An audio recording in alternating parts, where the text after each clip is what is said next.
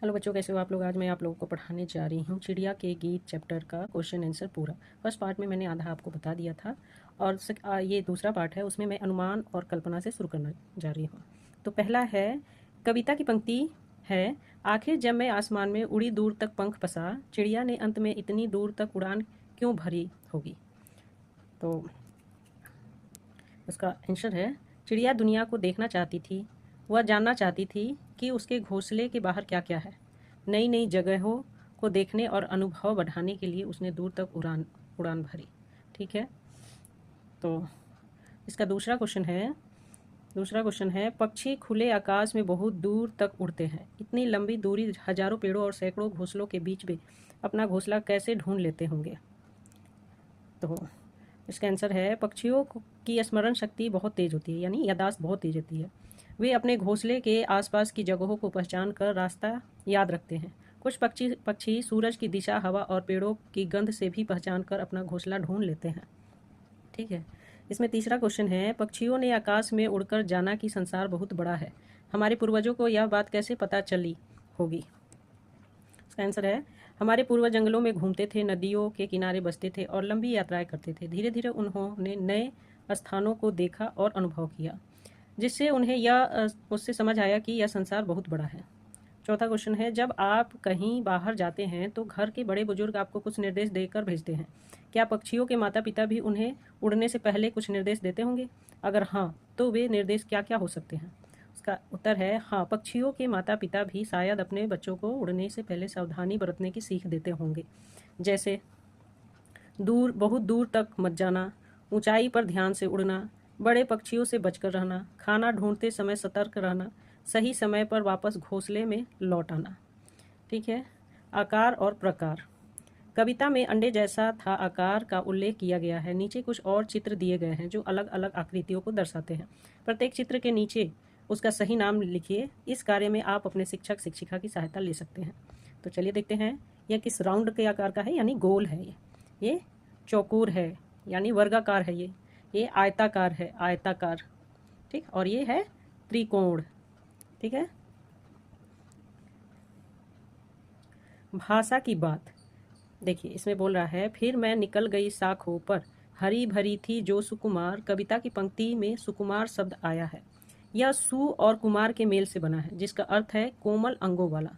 आप भी इसी प्रकार कुछ नए शब्द बनाइए और उसके अर्थ खोजिए। ठीक। जैसे सुकुमार, तो सुकुमार का मतलब क्या होता है? कोमल अंगों वाला, नाजुक और प्यारा बच्चा। सुयोग्य, सुयोग्य जो बहुत अच्छा और काम में होशियार हो। सुयश, सुयश अच्छी पहचान या अच्छी ख्याति। सुकर्म, सुकर्म यानी अच्छे काम और भले काम करना। सुवास, सुवास मीठी और अच्छी खुशबू। सुदर्शन, सुदर्शन जो देखने में सुंदर लगे। ठीक है। अगला क्वेश्चन है, नीचे दिए गए वाक्यों में कुछ रिक्त स्थान है और कुछ शब्द रेखांकित किए गए हैं।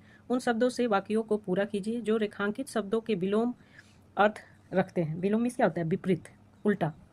ठीक है। तो पहला क है, सूखा और डैश कचरा अलग अलग डिब्बों में रखे। तो सूखा का उल्टा क्या होता है? गीला।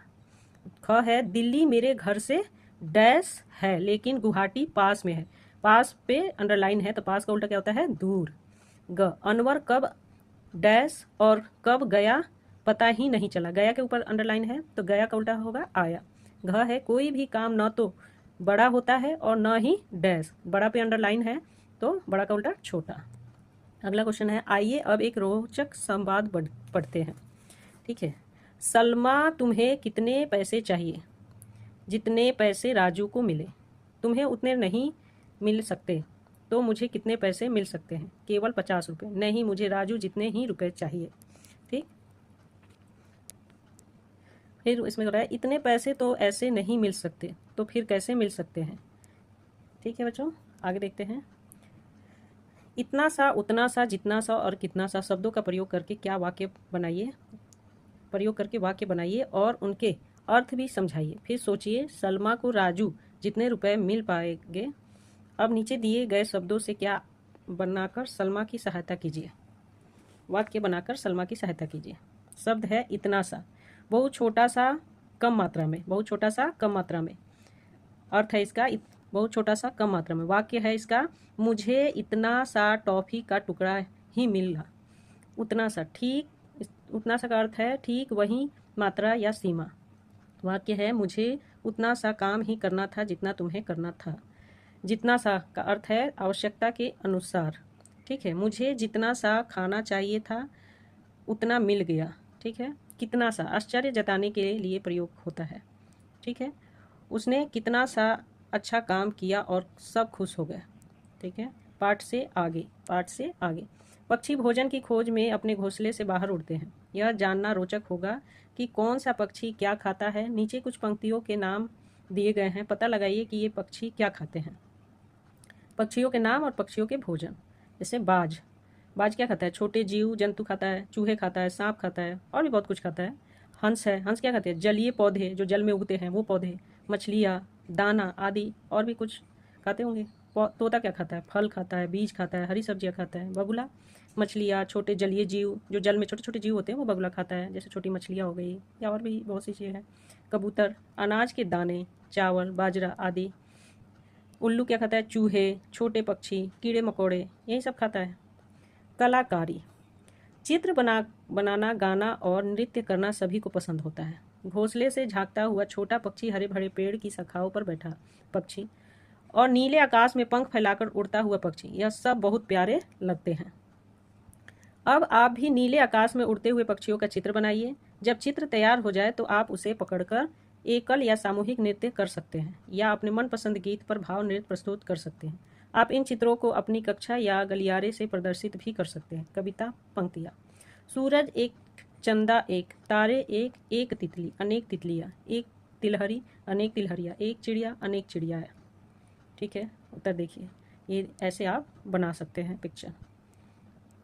आनंदमयी गतिविधि। नीचे दिए गए अक्षर जाल शब्द पहेली में पक्षियों के नाम छिपे हुए हैं, उन्हें खोजिए और प्रत्येक पक्षी के बारे में एक वाक्य में जानकारी लिखिए। ठीक है, अब इसमें एक ये बॉक्स दिया होगा, इसमें कुछ शब्द दिए हैं, उसमें से आपको पक्षियों के नाम ढूंढने हैं। जैसे ये देखिए, नीलकंठ, नीलकंठ, मैना, मैना है। बुलबुल, बुलबुल का है, देखिए ये रही बुलबुल। ठीक, सारस, सारस भी है इसमें, ये रहा सारस। बाज, ये रहा बाज, ये देखिए बाज, या ऐसे भी बाज हो जाएगा, ऐसे भी बाज हो जाएगा। कबूतर, ये देखिए पूरा, ये यहाँ से लेके यहाँ तक ये कबूतर हो गया। चील, चील का है। गौरैया, तीतर, सब इसी में है, आप ढूंढ के लिख सकते हैं। ये रही गौरैया। ठीक है, गौरैया यहाँ है। ठीक है बच्चों, तो नीचे कुछ पक्षियों के संबंधित पहेलियाँ दी गई है। इन पहेलियों का मिलान उपयुक्त चित्रों या पक्षियों के नाम से कीजिए। चमगादड़, चमगादड़, कोयल, तोता, उल्लू। कौन है? ये है चमगादड़, ये है कोयल, ये है तोता, ये है उल्लू। पंक्ति क्या है? पंखों में नाखून हूँ रखता, रात अंधेरे में ही उड़ता, दिन में न मैं भोजन पाऊँ, उल्टा होकर के सो जाऊँ। ठीक है, तो कौन सोता है उल्टा हो गया? चमगादड़। पत्तों जैसा उसका रंग, कुतर कुतर खाने का ढंग, घरों में भी पाला जाता, नाम बताओ उसका ज्ञाता। वो कौन है? कोयल। नील नहीं वह कभी बनाती, बागों की रानी कहलाती, काला रंग है उसका भैया, इसके दिल को खूब लुभाए।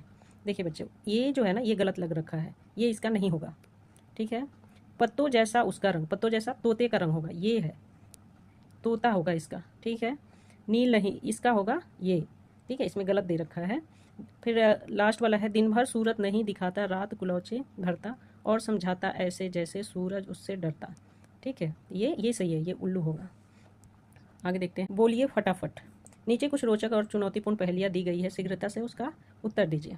ठीक है, परिवार हरा भरा हम भी हरे, एक थैली में 3-4 भरे मटर, एक लाठी की अजब कहानी, उसके भीतर मीठा पानी, गन्ना। ठीक, एक पक्षी ऐसा जिसकी दुम पर पैसा, मोर, लाल डिबिया पीले खाने, भीतर रखे मोती के दाने, अनार। जाती हूँ मैं हर जगह, हर हिलती नहीं किसी भी तरह, सड़क। ठीक है बच्चों, थैंक यू बच्चों।